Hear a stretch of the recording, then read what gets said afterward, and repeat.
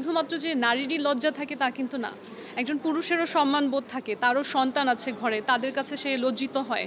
আমাকে ব্ল্যাকমেল করছিল, publicly threat দিচ্ছিল যে একজন নারীর হচ্ছে খারাপ কোনো ভিডিও সে প্রচার করবে। কোনো নারী বা পুরুষের পার্সোনাল কোনো ভিডিও বা মোমেন্ট যদি থাকেও সেটাকে তাদের কনসেন্ট পারমিশন ছাড়া প্রচার করা বা প্রচার করতে চাওয়া, এটা কিন্তু একটা ভয়ঙ্কর অপরাধ।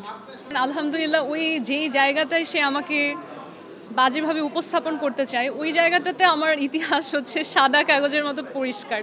আচ্ছা, সেই সাথে আমরা দেখেছি যে সামাজিক যোগাযোগ মাধ্যমে আপনাকে নিয়ে বেশ কিছু নিউজ হয়েছে, আমরা দেখেছি একটা গণমাধ্যমে নিউজ হয়েছে। এর পাশাপাশি অনেক আসলে কন্টেন্ট ক্রিয়েটর বলে বা যারা সামাজিক যোগাযোগ মাধ্যমে লেখালেখি করেন তারা আসলে আপনাকে নিয়ে বেশ কিছু নেগেটিভ মন্তব্য করেছেন, পোস্ট দিয়েছেন। এই চলমান বিষয়টা নিয়ে আসলে কি বলবেন আপনি? আমি আসলে 100% অপোজিট এক্সপিরিয়েন্স দেখছি, বিকজ আমি দেখছি গণমাধ্যম হঠাৎ করে আমাকে নিয়ে প্রচুর পরিমাণে পজিটিভ রিপোর্ট করছে, পজিটিভ নিউজ করছে, এবং প্রথম দিন যেদিন একটা ভুল সন্দেহের বীজ কেউ একজন হচ্ছে প্রচার করেছিল, তখন ওইটা পিক করে অনেকে প্রচার করে ফেলেছিল। তবে আপনি এখন চেক করে দেখবেন যে যে ব্যক্তি সেগুলো প্রচার করেছে সে নিজে, এবং যারা তাকে ফলো করে আসলে বিভ্রান্তিকর খবর ছড়িয়েছে তারা সবাই সেই খবরগুলোকে সরিয়ে দিয়েছে। তো এটা যে একটা ভুল নিউজ ছিল এটা অলরেডি প্রমাণিত এবং সবাই বুঝতেও পেরেছে। আচ্ছা, এই যে অভিযোগটা আসলে তোলা হয়েছিল, আবার বলছেন যে পোস্টে ডিলিটও করেছে সেই ব্যক্তি, সেখানে কিন্তু বলা হয়েছে আপনি ব্ল্যাকমেলিং করেছেন বা এই ধরনের বিষয়গুলো, আসলে সত্যিটা কি ছিল? এবং আমরা দেখেছি আপনার যে ব্যক্তির সাথে আপনাকে আসলে এই ধরনের অভিযোগ আনা হয়েছে তিনিও আসলে আপনাকে হোয়াটসঅ্যাপে মেসেজ দিয়েছে, আমরা দেখেছি। ওভারঅল আসলে সত্যি কি আসলে কোনো ব্ল্যাকমেলিংয়ের ঘটনা আসলে মেঘনা আলম করেছিল কিনা, বা এই প্রশ্নটা আবার করুন। স্বাস্থ্যকর অল টাইম ফ্যামিলি কেক, সব সময় অল টাইম হেলদি লাইফ। প্রশ্নটা ঠিক করে তারপরে করুন।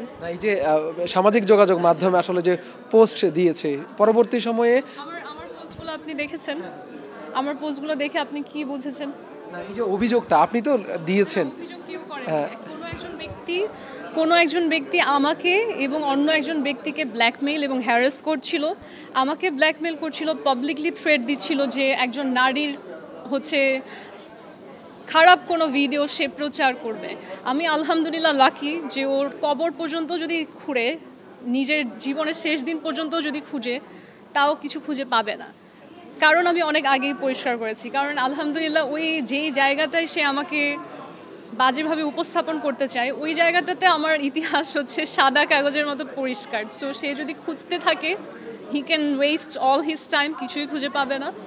বাট কিন্তু কোনো নারী বা পুরুষের পার্সোনাল কোনো ভিডিও বা মোমেন্ট যদি থাকেও সেটাকে তাদের কনসেন্ট পারমিশন ছাড়া প্রচার করা বা প্রচার করতে চাওয়া, এটা কিন্তু একটা ভয়ঙ্কর অপরাধ।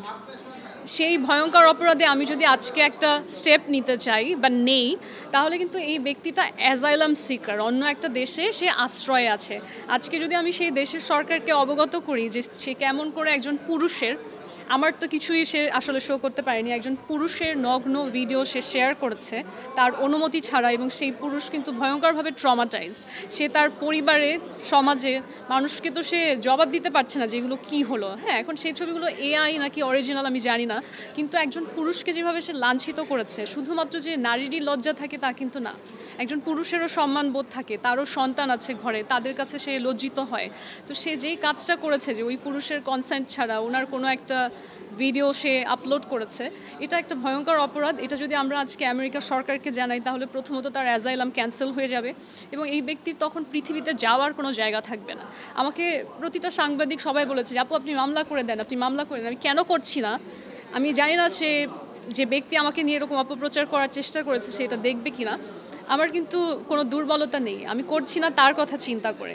আজকে যদি আমি এটা নিয়ে মামলা করি, সে যে একজন অ্যাজাইলাম সিকার, সে আমেরিকাতেও আশ্রয় পাবে না এবং সে বাংলাদেশে আসলেও অ্যারেস্ট হয়ে যাবে, তাহলে পৃথিবীতে তার থাকার আর জায়গা থাকছে না। আমি সেটা চিন্তা করে বরঞ্চ আমি ভাবছি তার মধ্যে যেন আল্লাহ বিবেকবোধ জাগ্রত করে এবং সে যেন নিজে থেকে এসে পাবলিকলি স্টেটমেন্ট দেয় যে আমি ভুল করেছি, ভুল বুঝেছি, she is a good person, I respect her. Simple as that.